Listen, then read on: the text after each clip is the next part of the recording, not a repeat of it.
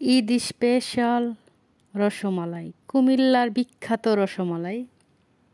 একদম দেখতেও যেরকম সুন্দর, খেতেও এরকম লোভনীয় রসমালাই। রসমালাই বানাইতে আমার যা লাগবে, এখানে আমি দুধটাকে 3 কেজি দুধ নিয়েছিলাম, সেটা আমি জাল করে ছানা কাটবো। এটা দিয়ে ছানা কাটার জন্য আমি লেবু দিব, আজকে ছানা কাটবো শুধু লেবু দিয়ে। ছানা কাটা অলরেডি হয়ে গেছে। এখন আমি একটা স্ট্যানারে ছানাটাকে নিগড়িয়ে চিপে 1 ঘন্টার জন্য ঝুলিয়ে রাখবো। সেই প্রসেসিং আর দেখাইলাম না। এখন আমি ছানাটাকে অনবরত মথে নিব, হাত দিয়ে এরকম মথে নিব। এই কাজটা আমি 5-6 বার করলেই ছানাটা একটু সফট হয়ে আসবে। আমি এখানে 3 কেজি দুধ জাল করছিলাম, অনেকখানি ছানা হয়েছে প্রায়। আমার ছানাটার মধ্যে আমি আজকে আর কিচ্ছু মিশাবো না, সুজি ময়দা কোনো কিছু মিশাবো না। ডাইরেক্ট এইরকম করে আমি রসমালাই বানাবো আমি আর কি, ছানা দিয়ে আজকের রসমালাই। এখানে আমি ঘি নিলাম একটু হাতের তালুতে, আর চামিচ দিয়ে একটু একটু করে, মানে মিডিয়াম, তো ছোটও না তো বড়ও না, এরকম করে একটা মিষ্টি বানাবো আমি আর কি। এরকম লম্বা করে একটু গড়িয়ে নিব, মিডিয়াম, আর ফুলে ডাবল হয়ে যাবে, এই জন্য এইটুকুই যথেষ্ট। আপনারা আপনাদের মেজারমেন্ট অনুযায়ী নেবেন।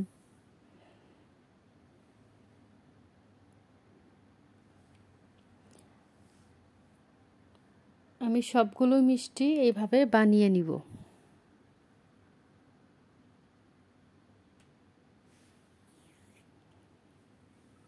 আমার সবগুলো মিষ্টি বানানো হয়ে গেছে, মিষ্টিগুলো বানানো শেষ। এখন আমি অন্য একটা পাত্রে মিষ্টিগুলো আমি আলাদা কুক করে নিব, 10 মিনিট সিদ্ধ করে নিব। এই জন্য একটা কড়াইয়ে চিনি দিব 2 কাপ, পানি দিব 2 কাপ, পানি দিব 3 কাপ। একটু পাতলা শিরাতে মিষ্টিটা সিদ্ধ হয়ে যাবে।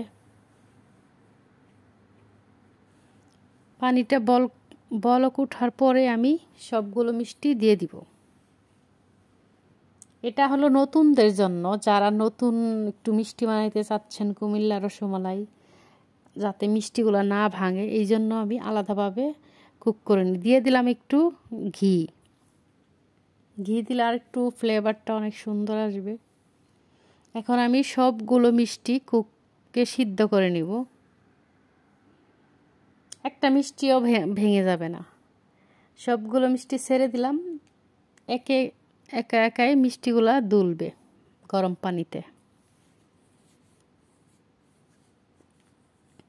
এখন আমি ঢাকনা দিয়ে ঢেকে একদম ঘড়ি ধরে 10 মিনিট জাল করব। মাঝে মাঝে একটু হাতুড়ি দিয়ে একটু ধুলিয়ে দিব। এই দেখেন আমার একটা মিষ্টি 10 মিনিট পরে ফিরে এলাম, একটা মিষ্টি তুলে দেখায় কত সুন্দর ফুলে গেছে মিষ্টিগুলো, আর সিদ্ধও হয়ে গেছে। এখন আমি সবগুলো মিষ্টি তুলে ফেলবো শিরার থেকে। এইভাবে তুলে একটা স্ট্যানারে রেখে দিব, যাতে পানিগুলা ঝরে যায়। দেখতেই এত সুন্দর লাগতেছে, খেতে আরো মজা হবে। একটা স্ট্যানারে সেকে নিলাম আমি মিষ্টিগুলো সেকে।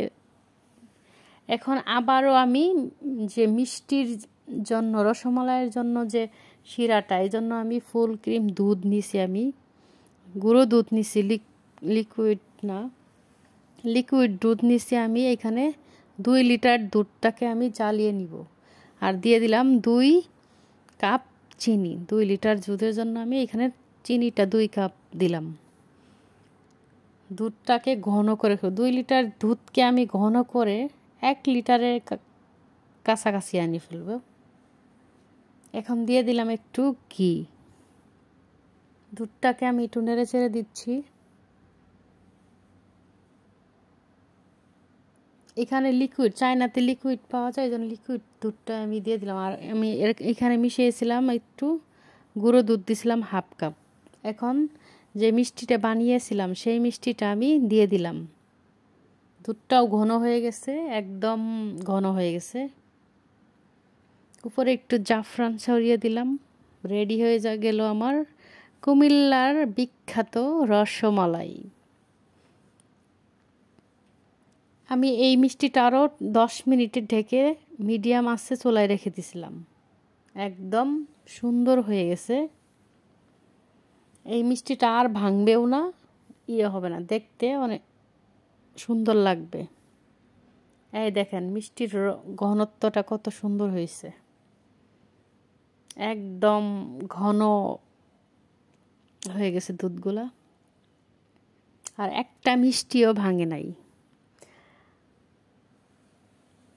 ফিরে এলাম 1 ঘন্টা পরে। মিষ্টিগুলো আমি একটা বাটিতে সার্ভ করে দেখাবো। ওয়াও, কালারটা জাফরান দিয়াতে কালারটাই চেঞ্জ হয়ে গেছে, দেখতে অনেক সুন্দর। আবার একটু জাফরান উপরে দিয়ে পরিবেশন করলাম। হয়ে গেল আমার কুমিল্লার বিখ্যাত রসমালাই।